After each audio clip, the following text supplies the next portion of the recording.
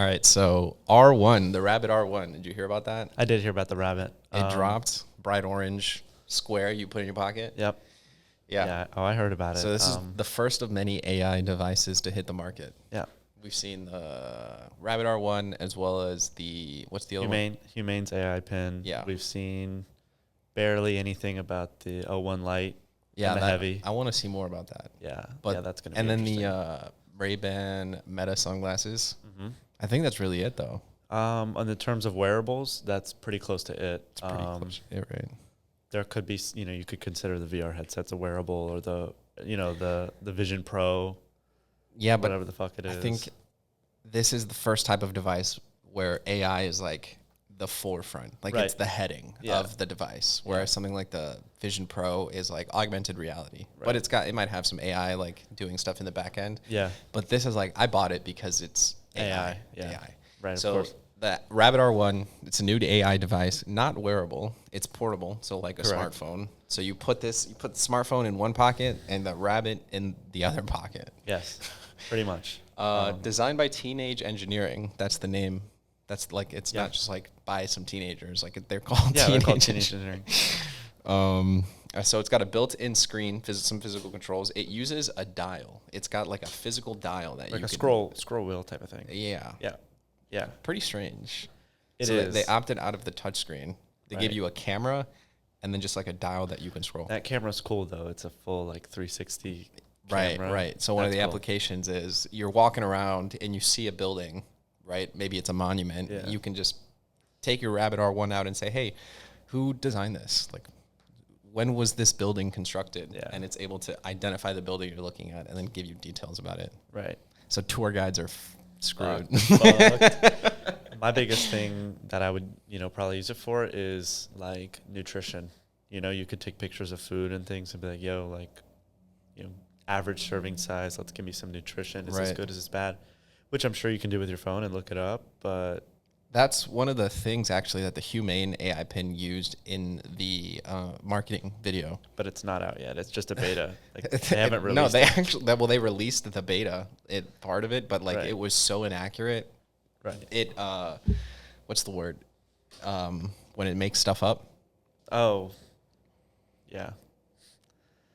hallucinations. It was hallucinate. Yeah. Like so, someone took a handful of almonds, and I think this was in the video. Yeah, it was. It was like, tell me about these almonds, and it was like so wrong, but they Yeah. still posted it. It's like, and this then is 50 pounds of almonds. people after the fact were like, yo, this was not accurate at all. Yeah. And then some people were using the same feature, and it just, you can't rely on it. Like especially if you have dietary restrictions, like you can't eat sugar or you have to Right. stay under a certain amount of something, unless you get that to the point where it cannot hallucinate. Yeah.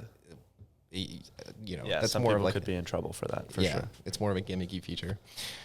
So yeah, it's got one button and a scroll wheel, but it lacks a back button. For some reason, Yeah. that was mentioned. It was like there's no button on the back. Yeah. Swivel camera integrates visual inputs for AI responses, so you can just walk around, take photos of stuff, get it to summarize stuff, Right. take pictures, analyze it, which I think is cool. I think that's like probably the only thing you can use it for right now. Like when GPT Vision first became a thing, people yeah. would be taking pictures. Well, one of the examples was taking a picture of your grill and then saying like, how do I turn this grill on? And then it's Yeah. like, oh, well, it's a propane powered grill. You need a propane Right. tank. And I see there's 3 knobs. Like that's really the only thing I see right now you using this for. Yeah, in terms of portable vision tech, but I think in the broader scheme of vision tech, to kind of go on a tangent here, in the medical field with things like body scan diagnosis and stuff like that, we're going to start seeing vision tech explode, and it's going to become a huge thing in physical therapy realm, in the like weight loss training realm and stuff, to diagnose a lot of the pain points people have within being overweight or having ankle pronation and stuff, and how to fix those things. One of the things that when I first saw Vision, when I saw the camera capability being added to these large language models, one of the first things I thought of was imagine because video is not at the forefront right now, Right. but it's being developed. Imagine being able to take this Rabbit R1 and take a video of your friend's form at the gym and be like, tell me what I'm doing wrong. It's like my shoulder hurts and when I do this movement, and it'd be able to watch your form and then tell you that, explain the type of form, or even later on into the future, it generates a video of someone doing the proper form. I mean, like that would be crazy, right? Yeah, I mean, that's not far off, especially with the way Sora is going, which is, I'm sure you've heard about it. It's their video generation platform. It's really good for what it is right now. When you do complicated things like talking and mouth movements, it's not so great. But ambient videos and motion-based videos, it's really, really good. Yeah. And I think that someone can bring them together and make something that understands range of motion and form and stuff, instead of just being like, hey, my shoulder hurts when I do presses. And it's like, well, you could either die of cancer because there's something in your shoulder, or you're twisting the bar too much. Yeah. And like you can't get a pinpoint on what you're doing wrong. So the Humane AI Pin, the one that's an actual wearable, that one caught on fire and just flamed out. Like everyone hated that thing. People, from what I've seen, are a little bit more okay with this because it's only $200 and there's no subscription. Versus the Humane AI Pin was, I think, like $700. $799 with a $22 a month subscription. $20 a month after you just dropped $700. Yeah. I think it's because their promise of the future was so high, and they didn't deliver it all when they released it, that like people were super disappointed. For sure. Because almost every feature they had in there, after it launched, they released a new video and they were like, okay, so there's this and this feature, which is actually in beta right now and doesn't really work. But when we launch it in the future, it's going to be amazing. So for all of you guys who have it now, it's semi-useless until we really push the stuff that we promised out. So I think it's going to take another 6 months, if not longer, to really be popular. Yeah. So one question I've thought about a lot is like, why aren't the giants doing anything with AI? Because like Apple isn't doing anything with AI, but they've had Siri on their iPhones for years. And Siri's, I hate Siri. I don't know about you, but Siri, I cannot find something where I would rather do it through Siri than just do it myself. When Siri is supposed to be there for convenience, like for taking work out of your day-to-day, it barely works out. So I think that Apple's kind of like laying back, and they're like, well, AI is hot right now. There's going to be a bunch of new companies trying to like gain market share and put products out. Let's let them do their thing, push products out to the mass market.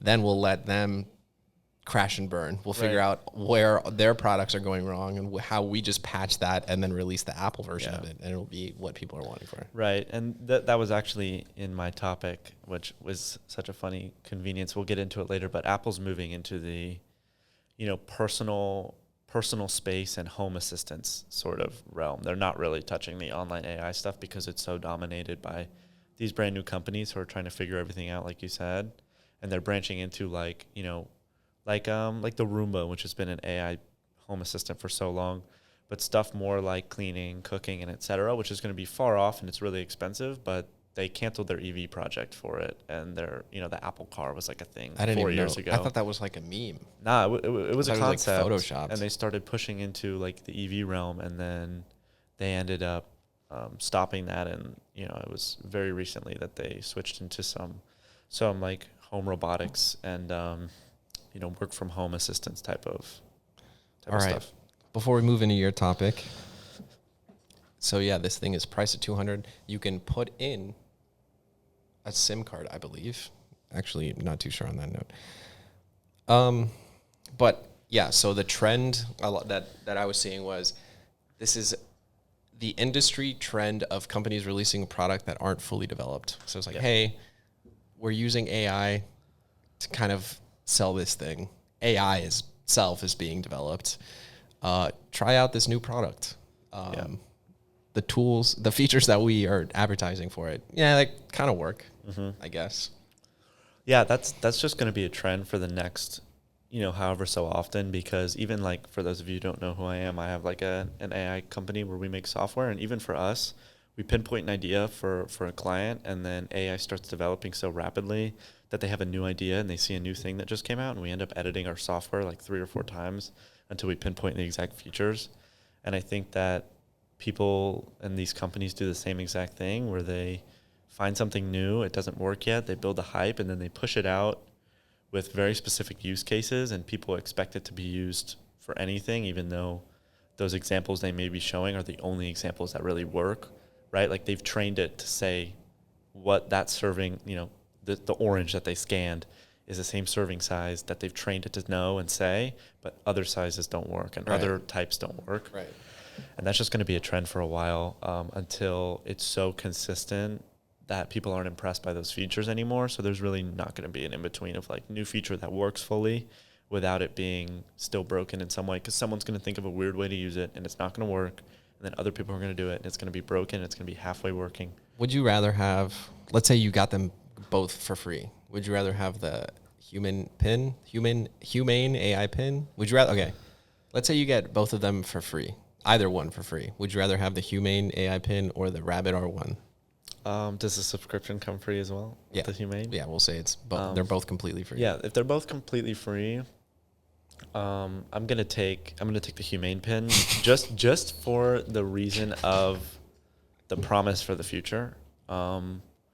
Because the Rabbit, it's more nailed down in functionality, but it's simpler. It has less functionality, Yeah. and the promise of what's to come for Humane's Pin, I think, is more worth it to me than getting the Rabbit for now until something better comes out. I would probably go with the Humane AI Pin, but not for those reasons. I would want to just flex that I could like project a hologram onto my hand. Yeah, I get that. Straight up Inspector Gadget. Like, hold up, let me just send a text real quick. Yeah, because they're both really ass. But I know when you showed me the O1 Lite, that was not ass. Dude, yeah. So I actually don't even have anything prepared. We'll talk about that later because Yeah. I want something new to come out before we discuss that. Yeah. But that I think is going to be the product. It depends because the O1 interpreter, the O1 Lite Open Interpreter 1, whatever it's called. Yeah, their operating system. From what I understand, I think because I was in the Discord and people are like sharing GitHub repositories that you download to like install the packages on this. Like, I don't think it's not ready for just like your mom to buy one. It's not. No, it's not. But once it will be, they have some pretty promising demos, like very cool features that I'd love to mess around with and build on top of. Definitely. Like I could actually see myself using the O1 versus with the Rabbit R1. It's a lot. I feel like a lot of it is just like that initial gimmick feeling where like when you first got ChatGPT, you could be like, how tall is this? Whoa, it knows like who built the pyramids, right? Yeah, exactly. Yeah, I get that. It's to like show your friends like stupid shit where they're like, hey, do you know what the name for this thing is? And it's like, I'm not going to look it up on Google. I'm going to use my Rabbit, and it's going to search Google for me. Yeah. On top of being able to wear something versus having another thing in your pocket, I don't think their whole thing was like, we don't want it to be an app because we want to get people off their phone. Yeah. But like now you just have another thing in your hand. I don't know. All right, what's your topic? What do you have? Yeah, so my topic kind of had to go around the home improvement space, especially like what I was talking about with Apple, where there are a lot of companies kind of in the shadows developing, the combination of AI and robotics. Like, I don't know if you saw, this has nothing to do with home improvement, but you can buy those robot dogs with the weird little like ball feet. Yeah. And you can buy a modified version from a company for $9,948, I believe. Don't quote me on that. And it has a flamethrower attached to it. The Brabus dog. Basically, and it uses like laser recognition to find targets and things to burn. You can buy this, and it shoots a flame. Yeah, you could look it up. It's like $9,940. What's it called? I don't know. It's a robot dog with a flamethrower. And it's like under 10 grand. So anybody with like 10 grand saved can just buy a fucking dog with a flamethrower on it. And it's like made out of titanium. It's like bulletproof. The Terminator? Yes, the Terminator. That's what it is. I don't know who makes it, but $9,420. Yeah, right, exactly. Elon Musk priced this shit. Yeah, pretty much. And it just is it's one of those dogs that has the flamethrower on it, and there's a demo video of it in a forest, and it's like walking around, there's this green laser like pointing at stuff, and then it finds this target, and then it just shoots a bunch of flames at it. Who is this for? It's for people who... And it's available on back order which means they're like, hey, which means people are fucking buying it. Which means I'm about to see some dogs in my community. that's hilarious, Heat. bro. Yeah. But like in the topic of non-warfare based robotics, vision tech combined with simple robotics that are stationary and can do things like grab things, flip stuff, for cooking or cleaning and etc. That's going to be a huge thing next year because it's going to become like readily available to have a small robot on your countertop that has like a fucking bounty paper towel under it, and it cleans up shit for you when it scans that the countertop's dirty. I mean, they've already released like Boston Dynamics, and then I Right. think Tesla collaborated with another company, or it might have been Tesla and Boston Dynamics. But if you upload so Google Gemini, if you upload a video, you can upload a video now, like it intakes videos, and just ask what's going on in this video, and it can explain with timestamps too. At 3 minutes, this happens, right? So we've got AI models that are able to understand video. Now just turn that into a live, obviously easier said than done. I don't know how this would work in the back end, but turn that into a live feed and then let a robot control its limbs based on what the live feed is. And you've got a robot assistant. Right. So there was oh my gosh, it was middle of last year when ChatGPT was blowing up. There was a like vision model that got released that could identify objects from a database and like tell you basically how to clean up your kitchen. And all of the objects had their own tags and triggers, and it would be like coffee grinds. And then it found Lysol wipes. And it was like, let's use the Lysol wipes, clean up coffee grinds. And in order to not fill up a database with useless live stream intake bullshit, you would just need those objects to be certain triggers. So anything that could considered to be made a mess, every like 30 minutes or so, it would clear out the last 30 minutes of clean footage with no spills, no dirtiness, no anything. And then it would also, use that intake to see how other people clean, right? Like if you have a cleaning lady and she's cleaning the countertop, even though it's not dirty, it's like, okay, general cleaning, let's use just the spray and a paper towel. And it keeps that and gets rid of everything that's not useful, like Alexa, how Alexa's always listening, but if you don't say her word, it deletes everything you've said supposedly deletes everything you've said after so long. It would be the same thing, so it doesn't fill up a database with useless video. And every trigger, such as me sliding my phone across the table, and it's like, oh shit, something's dirty, it would clean it up and keep that to recognize it for later and continue to build on itself. That's how I think it would be implemented. You're saying Apple is developing a robot for this? Not specifically for that, but they're moved all of their EV funding into home assistance and home robotics. So we're going to see some crazy Apple stuff. Like for example, you could install like a railing above your cabinets with a cleaning arm on it, and it just slides across the railing and cleans like your like countertop. That's crazy to me, because I feel like a lot of people would be weirded out by a robot in their home. Like that technology is so new.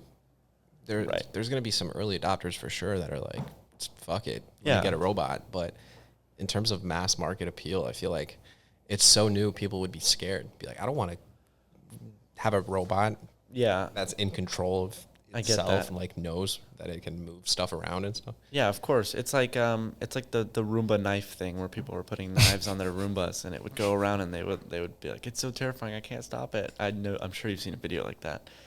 And if not, well then I have. But I think we're going to need to have versions where people have no cameras and it does like a regularly scheduled clean, every day at like 2 a.m. when no one's awake, just wipes off shit or vacuums. Do you hear your vacuum going off at 3 a.m.? Well, like you set it on a schedule, but there's no camera, so it can't be like looking at you, because I know people are weird about like your computer camera looking at you all the time and et cetera. And I think there's going to be the early adopters, like when smart homes were becoming a big thing with the smart lights and the smart locks. And it's like, well, what if someone gets my phone, or what if someone logs into my account? Well, yeah, of course. Yeah.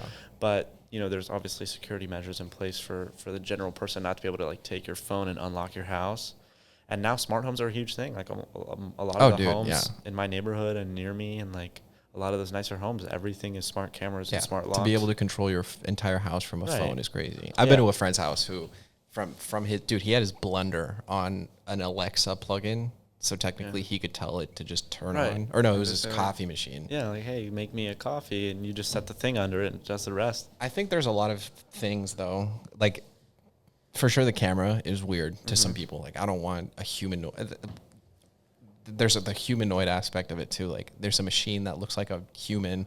Oh yeah. And it's standing in my kitchen, and it has a live feed of like it can see me. It's crazy that these things are slowly turning into like sentient beings. Oh yeah, of course, I get that. And like, there was a thing a while back, and it was about like all the smart home stuff, and you know, some people got it for just like changing the colors of their lights in their house to like pink, and then some people went really hard with it, and they got like NFC chips in their wrists. I don't know if you've ever seen that. No. And they have like smart locks on their cabinets and stuff, and they put their wrist up on the NFC thing, and it opens their cabinets. Like if someone's on a diet, like I saw a lady on a diet with a chip in her wrist, and there were NFC tags around the house, and you know, if it was 5 p.m. or later, it would not work and unlock that cabinet, so she couldn't get any of the snacks to eat late, you know, to break her diet. That's a great idea, but why not just have an app? Like, why go and surgically implant something into your... I don't know. And like, there are people who have NFC tags all around their house where it's like automates everything, like, and it connects with your phone, flushes the toilet, turns music on in the shower, and etc. Okay.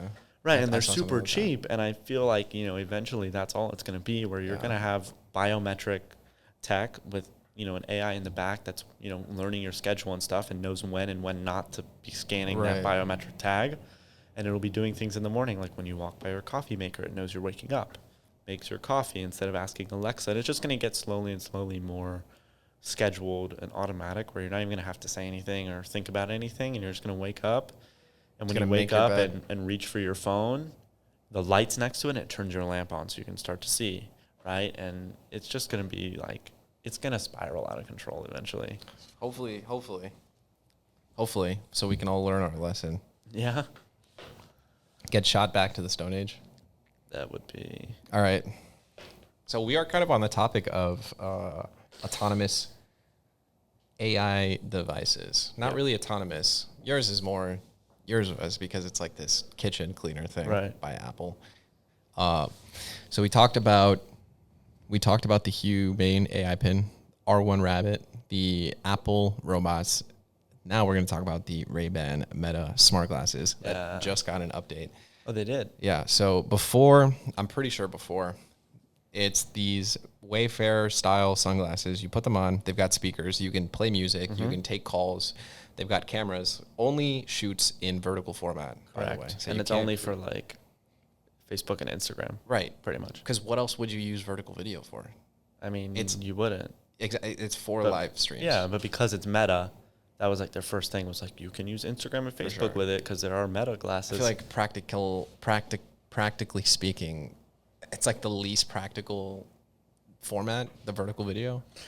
It is. And I saw, like, when I was going to get them for last Christmas, I was going to get me, my sister, and my mom, and everyone like a pair. And we'd be like this cool ass, like, gang of motherfuckers with that. Everyone's glasses. Live streaming. Yeah, we're all live streaming each other. But I was under the impression that you could also, you know, use some vision tech and, like, you know, look down at a math problem and be like, hey Meta, like, let's look at this, right? Or like, let's look at this. Yeah, or like, you know, I'm not doing a math test right now. Like, hey Meta, I want to but what would the answer be? Or like, hey Meta, I just got a new plant, but I didn't check what it is. Can you help me water it and tell me what sunlight it needs?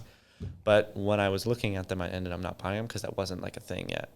Well, now it is. It is. Now the new Meta sunglasses have the added functionality of Meta Assistant.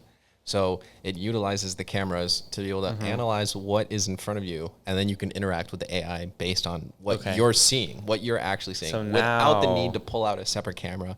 You don't need to pull out your phone. You don't need to pull out the rabbit. Did they raise the price? I don't know. Okay, because they used to be like $2 something. So if they're still the same price, I'm getting them for sure. I'm pretty sure that they added this on. So it's a software update. So if you had some before, you now have access to. I believe. Yeah, no, it probably is. Okay, because that's the one reason I didn't get them is because it was only for posting on Instagram and live streaming and playing music. And I Right. was like, nah. Not fun. Yeah, But now with not the great. AI assistant, it's got a built-in smart assistant that can perform tasks like recording, playing music, or sending messages. Oh, like DMs? Yeah, so now you can text and drive, but not really. It's like Yeah. speak and drive. Yeah, it's similar to CarPlay, except if Siri could understand what you were saying. If Siri was useless to any degree. Yeah. AI can analyze and interact with real-world objects, such as identifying plants or suggesting care methods. So what you just mentioned, right? I didn't even know that yeah. Horizontal video shooting is still not supported, but you get early access to new AI features, and that is US users only. So for some reason, I think it's because Europe is passing a lot of AI legislation right now. They are. Whereas America is like, yeah, red dye 40. Basically. Potential data collection implications. So here's an interesting part. The glasses offer a lot of value and utility, but there is a big concern in terms of privacy and data concerns. Right. Because you have to pretty much say, yeah, I mean, whatever you guys want to do. Here's a live feed of my life. Of course. Right. So they're gathering a lot of data, I'm sure, to further train their models. Yeah. But it's just, are you comfortable? For me personally, I've never really had, I mean, what are you going to, if I buy your sunglasses and I've got them on all day, there's nothing that I'm like, oh, don't take that video. Like, I'm not hiding anything. Yeah. Yeah, and if I'm going to the bathroom or showering, I'm not wearing my glasses. Yeah. There's and even if sensitive. I was like, are you not chopping this out of your training data? Yeah. Like, yeah, that'd be crazy. Like, just like, I'm going to the bathroom. Yeah, don't wear your sunglasses to the bathroom. Yeah. And even, let's say I did forget, right? Because I'm wearing them all day, and they're supposed to have a long battery life. I'm not sitting on the toilet staring down at myself, like watching.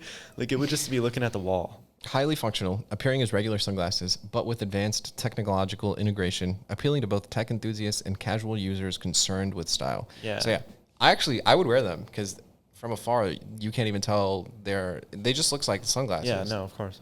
I don't like the style, the Wayfarer, that Ray-Ban style, like the classic Ray-Ban style. I think they have two. It's so overplayed. Yeah, the second, like the more low-key one, those are the ones I would cop. Yeah, definitely. But the regular Wayfarers, man, too overplayed. I agree. Yeah, apparently the speakers are very solid, and you can ask how to water specific plants. What else would you use this thing for? Become a botanist. Well, I'm sure there are a good couple of things you could use it for. Like, I mean, for me and myself, I do a lot of I love cars, and if I'm like out, on the street, like I'll see like an M5 CS or some like rare car, and to have to explain what it really is to my family, like sometimes I have to look up on my phone and be like, how many were made? Because I don't remember. And then I'm like, oh, there's 500 in the world. And they're like, oh, wow, like there's barely any and whatever. And I feel like I could be like, hey, what model is that again? How many are there? What would the price point be? Imagine your car breaks down and you're on the side of the highway and you have your sunglasses on and you say, hey, Meta, my car's making this noise. And it starts listening. Mm-hmm. Okay, pop your hood. Okay, I pop my hood. And it starts to look at your engine bay. Right, and this is my make, my model. Well, I just heard this noise. Check this section of your engine bay. Turn this valve, see what the oil looks like here. And it starts, you're not Googling your make and model, pulling up manufacturers, like giant booklets of information. Yeah, and there's actually an app that was made by a mechanic. And like he started with just like Volkswagen and everything under it. So like Lamborghini, Bentley, Porsche, Bugatti, and etc. And he was inputting all of the engine schematic data and every single little piece that goes into building the engine and all of the problems. So you could, take a scan of your car or take a picture and say, I'm having this problem. Or it would help you install aftermarket parts and et cetera. And it would show you the exact steps to work on it so that you don't have to go somewhere. Or be like, hey, I need to do an oil change. Let me take a picture of my engine bay so it knows the exact model of my car, which engine I'm using, and how to change my oil. And it would give you step-by-steps and the sizes of all the bolts and everything. Because, I'm sure, I know you're a partial car guy, tried to do something to your car, and you watch a video, and they're like, okay, And now if one thing is different. Yeah, they're like, now we're going to get to the downpipe. And they take off the whole front of the car, and it just cuts to the downpipe. And you're like, all right, bet. Let me just tear apart my car while I pause your video and get to where you're at because you didn't show me. Right. Yeah. Or imagine you're driving down the street and you're coming up on a gas station and you're just like, hey, Meta, is there anywhere to get cheaper gas? And when you say that, it recognizes by cheaper, you're referring to this price. So it scans the price. Then it uses your location data, figures out what other gas stations there are near you, and then routes you directions to a gas station that has cheaper gas. That would be insane. No, yeah, I think that's great. And I think there are a lot of other things that could do that now without the vision part. Just be like, hey, gas right now is blank here. Very Can you true. look? But I think it's going to become a very popular thing now that they actually have the real assistant out. Because now I'm going to get one. I'm going to get a pair. I'll get my family pairs. Because that was the promise that I assumed they already had before Meta AI came out on Instagram, which is kind of annoying, to be honest. Like I was talking to my sister about it. She hates it because it always pulls up the like Meta AI assistant when you're trying to search for stuff. And you have to go like under the suggestions it's making to look for like what you're searching. So sometimes they push it too hard on you. Yep. Yeah.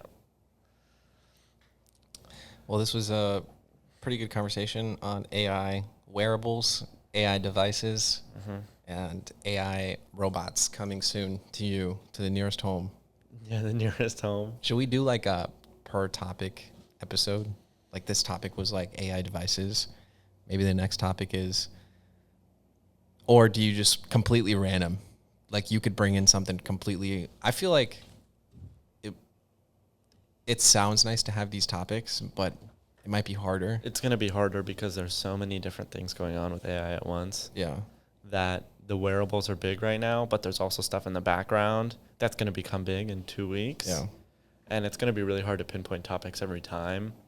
But I think it'll all follow a general direction because of what's popular, right? So the wearables are popular right now. And when they actually become popular in the terms of people buying them, they're not going to be popular because everyone knows about them. Right. And there's going to be a new thing. Yeah. So the topics will align themselves, I think. Yeah. But it really won't be in line every time. Very true. Well, this has been episode 1 of Work in progress. Work in Progress. We hope you guys enjoyed. This is your first time here.